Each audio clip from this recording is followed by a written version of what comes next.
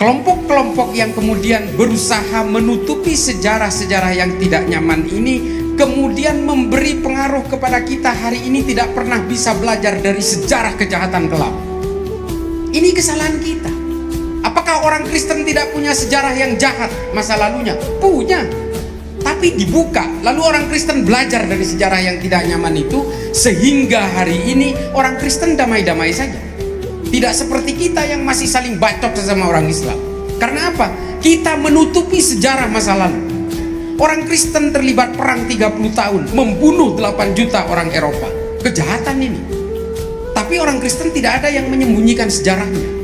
Sehingga mereka kemudian membuat sebuah perjanjian namanya Westphalia Agreement dan Peace of Prague, dan mereka kemudian menghindar dari berbagai peperangan dengan sesama orang Kristen.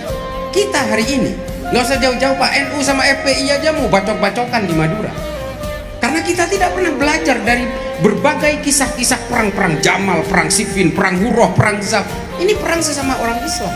Belum kita bercerita tentang perang antara keluarga Ibnu Saud dan keluarga Ibnu Rashidin di Saudi, membunuh 13.000 orang Saudi sesama orang Islam.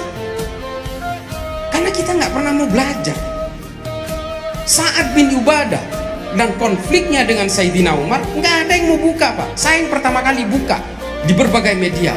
Supaya apa? Kita jangan lagi saling bacok, saling berantem, saling mengkafirkan hanya gara-gara persoalan kekuasaan politik.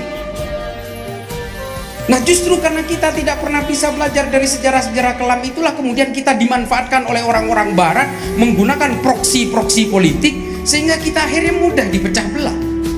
ISIS dan Al-Qaeda ini sama-sama Wahabi Pak, sama-sama punya cita-cita daulah khilafah Islamiyah, sama, tapi dua-duanya bermusuhan. Coba, sama-sama Islam, manhajnya Wahabi, ijtihad yang dipakai sama, fatwa-fatwa yang dipakai oleh ulama yang sama. Abu Bakar Naji dalam kitab Idarat atau Wahus sama, tapi mereka bermusuhan. Saya mengungkap, bahkan saya tidak ngarang, pembunuhan Sayyidina Utsman itu melibatkan Muhammad bin Abu Bakar, yang nulis siapa? Imam As-Suyuti dalam Tarikhul Khulafa halaman 81. Saya sudah terangkan, tapi saya dikafirkan gara-gara begitu. Saya tidak ingin mengumbar kejahatan-kejahatan para sahabat. Justru saya ingin menceritakan sahabat-sahabat yang dibantai oleh sesama orang Islam karena persoalan-persoalan politik. Supaya apa? Supaya kita belajar. Supaya kita belajar dari kejadian itu.